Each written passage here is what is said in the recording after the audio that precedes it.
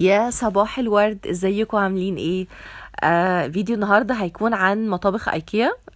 هنقل لكم تجربتي في الموضوع ده. انا عارفه ان في بنات كتير قوي يعني بيفكروا في مطابخ ايكيا، بس بيبقوا خايفين، قلقانين، مش عارفين ياخدوا قرار. ناس كتير قوي بتخوفهم من المطابخ بتاعت ايكيا وبتقول لهم ان هم مش كويسين او مش بيستحملوا او ايا كان. فالنهارده هوريكم كده تجربه عمليه، وهفطر بس الاول انا هفطر ونرجع بقى تاني. دلوقتي. عملت شاي كرك، وهفطر ساندوتش جبنه بالطماطم وشيبسي. الكرك بتاعي بقى انا بعمله بمنتهى السهوله، اللي يعني بخطواته قليله قوي، وكمان مكوناته مش كتير. ليه؟ لان انا ما اقدرش اتحمل توابل كتير قوي. يعني اغلب الكرك اللي بيتباع في السوق توابله كتيرة قوي، وبيحطوا حاجات كتير قوي مع بعض وبيعملوه كده. يعني بحسه سبايسي، عارفين؟ لو هو بحس ان هو توابل فيه مش يعني كتيرة كتيرة ومتعبة للمعدة وكده، وانا طبعا معدتي وعشان كمان مرارتي وكده فما اقدرش. ما اقدرش ان انا اخد حاجة كده مليانة توابل. فالكرك بعمله ازاي؟ بحط الشاي والسكر، وبحط معاهم شوية هيل مطحون، حبهان مطحون، وبس. على كده عايزه اقول لكم انه بيديني فليفر خفيف كده وظريف، و... يعني فليفر قريب جدا من اللي كنت متعوده اشربه في الامارات. آم، وبحبه بصراحه. يعني بحب الفليفر اللي مش قوي قوي ده، بالذات كمان حاجه على الصبح كده، كمان على الريق بتبقى معقوله للمعده، يعني ما بتبقاش عنيفه قوي.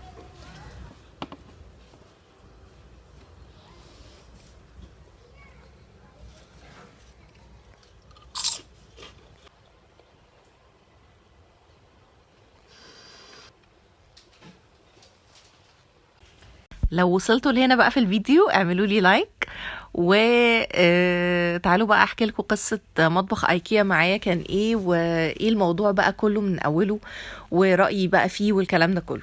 بصوا، انا هقول لكم الحكاية من اولها خالص. انا لما اتجوزت اتجوزت بمطبخ قطعتين اتنين بس. اوكي، المطبخ بتاعي كان قطعتين، قطعة فوق وقطعة تحت. وكان طوله كله متر ونص. كان صغنن جدا، يعني ده كان كل المطبخ اللي عندي، لان انا جوزت في شقة ايجار. وامكانياتنا في اول الجواز طبعا زي اي اتنين بيجوزوا بقى، ويعني من غير سبورت جامد قوي او كده. وكمان عشان كنا لسه بادين حياتنا، ف اتجوزنا بمطبخ صغنن قوي كده، ايه، محندق على قدنا. لما بقى اسرتنا الحمد لله كبرت وبقى عندي طفلين، حسيت ان انا طبعا محتاجه مساحه اكبر لحاجات اكتر بقى، ايه، اتراكمت على مدى السنين الجواز الكتيره. فطبعا بقى عندي حلل اكتر، وبقى عندي كوبايات واطباق وعلب، لانش بوكسات وحاجات بقى كتير بقى جدا. فطبعا المطبخ ده كان استحاله يبقى كفايه بالنسبه لي. ف يعني فكرت بقى ان انا اغير المطبخ واجيب مطبخ جديد. الاسعار بقى طبعا جنان جنان جنان، ومحتاجه مبلغ كبير جدا عشان اعمل مطبخ يعني يكون كامل متكامل. وبعدين عزلت بقى طبعا، جيت شقتي بقى الجديده، وكنت محتاجة ان انا يكون عندي مطبخ. رجعت طبعا، يعني في الوقت ده انا عزلت مطبخي القديم، وكنت بحاول بقى اعمل رف هنا رف هناك، مش عارف ايه، عارفين انتوا الايه، التحايل اللي احنا بنحاول نتحايله. لكن الموضوع ما كانش نافع، وكان فعلا جيت وصلت لمرحله لازم اغير المطبخ. فطبعا مع الاسعار الجنان اللي انا بسمعها بتاعه المطابخ دي، ما كانش ابدا ممكن ان انا اقدر اعمل مطبخ مره واحده. ففكرت ان انا طب ليه ما جربش ان انا استخدم مطابخ ايكيا. يعني بالنسبه لي ده كان اوبشن. يعني طب ليه ما فكرش فيه؟ الناس كلها مرعوبة منه، الناس كلها خايفة وبيخوفوا بعض يا جماعة هو في ايه؟ وبعدين انا عندي عفش كتير جدا من ايكيا وبستخدمه وعايش معايا بقاله سنين. يعني ما اشتكيتش ابدا من اي حاجة منه، طالما المعاملة كويسة ومفيش ترزيع وتخبيط واهانة للحاجة، خلاص الحاجة بتعيش وما فيش مشاكل. فجربت ان انا قلت طيب خلاص بالبادجت اللي معايا. انا كان معايا بادجت صغيرة جدا، يمكن 2000 او 3 بالكتير. وقلت ان انا بالبادجت الصغيرة دي هبتدي ان انا اعمل كابينتس او ايه، يعني زي دواليب فوق الحوض. المشكلة عندي في الصرف بتاع الحوض انه الحوض بتاعي اتنين، يعني حلتين، فالصرف بتاعه من تحت كبير جدا واخد المساحة كلها، فما كنتش اقدر اجيب القطعة الجاهزة من النوع ده من المطابخ. بالمناسبة ده ارخص نوع مطابخ موجود في ايكيا. شايفين القطع اللي موجودة دي، الكابينتس اللي مرسومة دي، كل قطعة منهم تقريبا بتبتدي من اول 895 جنيه ل 1100 1000 او 995 في الرينج ده. فبالنسبة لي كل كابينت من دول تقريبا كان سعرها 1000 جنيه. طبعا ده بالنسبة لي كان ممتاز جدا. ليه؟ لان انا كل فترة، انا مثلا ابتديت ب2 او ب3، ابتديت ب3 وبعد كده جبت واحدة، وبعد كده هكمل بقى واجيب واحدة في واحدة في واحدة. فبالنسبة لي كأني قسطت المطبخ بالظبط، بس يعني ظبطته على اللي انا محتاجاه. وكل مدى وانا بعمل المطبخ بكتشف انا محتاجة ايه اكتر فبزوده، او ايه المساحة اللي عندي اللي تسمح فبزوده. خصوصا كمان ان انا المطبخ عندي مساحته تشالنجينج شوية، يعني محتاجة كده ايه تفكير كتير قوي، لان هو كله على بعضه 4 متر ونص. هو عرضه 1.5 متر وطوله 3 متر، فمطبخي يعني مش صغير، ده منمنم قوي. فكان محتاج تفكير كتير قوي بقى ايه ازاي ممكن احط الكابينتس دي وفي نفس الوقت ما تبقاش مضايقاني في الحركة مع الأجهزة كمان، التلاجة والغسالة والدشواشر والبوتاجاز. يعني برضو عندي أجهزة كمان في المطبخ، فكل ده هيجي مع بعضه ازاي. كان بالنسبة لي مهم جدا ان انا افكر في الموضوع. عايزه اقول لكم بقى ان احلى حاجه في المطابخ بتاعتها دي ان انتوا اللي بتعملوها بنفسكم. عايزه اقول لكم ان انا عملته كله، وهتشوفوا دلوقتي في الفيديو ان انا عملته كله بنفسي، لكن لازم تكون معاكم القطعه دي. عارفين من غير دي بجد لا، ما تفكروش ابدا تعملوا اي فرنتشر او تجمعوا اي فرنتشر من بتاعه ايكيا. لازم يكون عندكم الماكيته دي او الشنيور ده. برضو بيتباع في ايكيا، وممكن تلاقوه على نون وعلى ويب سايتس كتير قوي. هو كمان سعره مش عالي قوي، لان هو كل اللي بيعمله ان هو بيربط المسامير وبيفكها. فبالماكيته دي بقى عايز اقول لكم ان انا عملت المطبخ ده كله. وفي الاخر طبعا لما جينا بقى نعلقه على الحيطه وكده، طبعا استعنت بزوجي، لكن تجميعه هو وتركيبه كله انا اللي قمت بيه. وطبعا دي حاجة كانت لطيفة قوي. يعني عارفين برضو تجربة لذيذة ان انتوا تعملوا حاجة وتحسوا ان انتوا بتعملوها من غير مجهود كبير قوي كمان.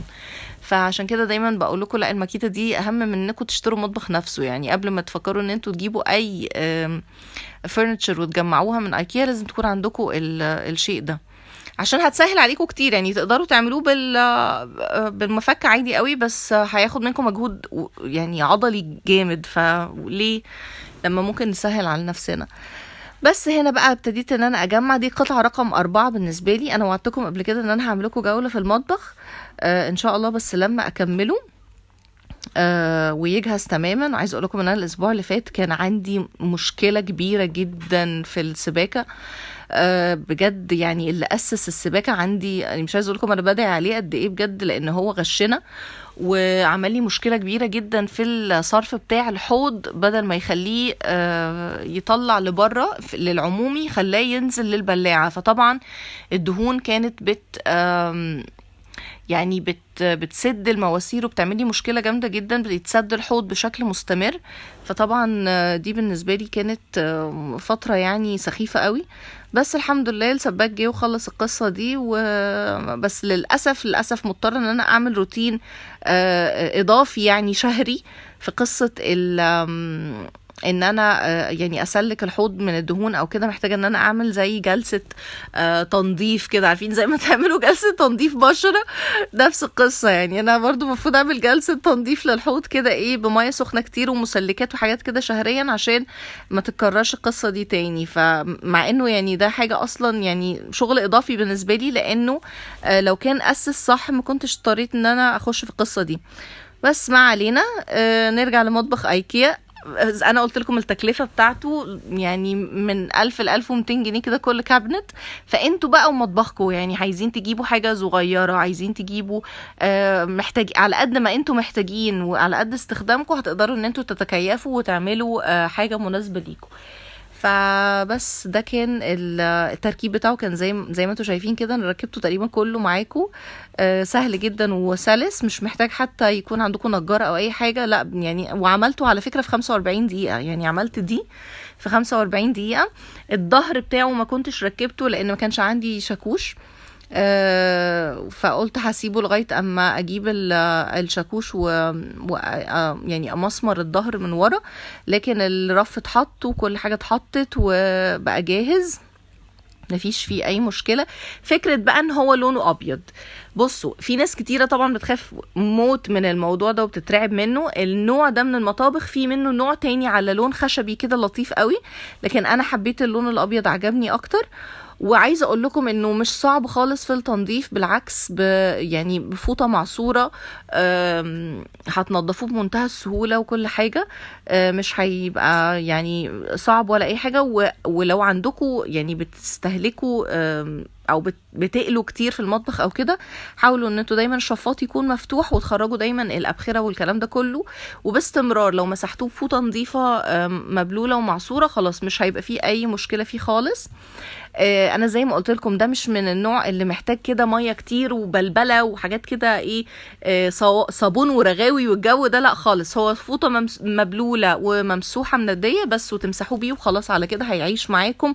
عايزه اقول لكم ان انا الرفوف اللي بقول لكم عليها دي بقى لها عندي اكتر من سنه، ومفيش اي مشكله فيها وزي الفل وكل حاجه. فما تخافوش ابدا من انكم تجربوا مطابخ ايكيا، طالما استخدامكم ليه هيكون استخدام خفيف وادام. يا رب اكون عرفت افيدكم. لو عندكم اي اسئله او اي استفسارات اكتبوها لي في الكومنتس وبرد عليها على طول. انا برد على كل الكومنتس الحمد لله. وبس كده، ده كان الريفيو بتاعي للمطبخ بتاع ايكيا. استنوا بقى الاجزاء التانية اللي جايه والجوله اللي هعملها لكم في المطبخ. وبعتولي على انستجرام لو حابين ان انا اساعدكم في اي افكار او اديكم افكار ازاي ممكن تنظموا المطبخ، او تحطوا مثلا كابينتس شكلها ايه، او تنسقوها بشكل ايه. برضو لو حسيتوا ان انتوا محتاجين اي مساعدة او كده، انا برضو ما عنديش اي مشاكل ابدا. هستنى الكومنتس بتاعتكم والرسائل بتاعتكم. وبس كده، اشوفكم في فيديو جديد ان شاء الله. باي باي.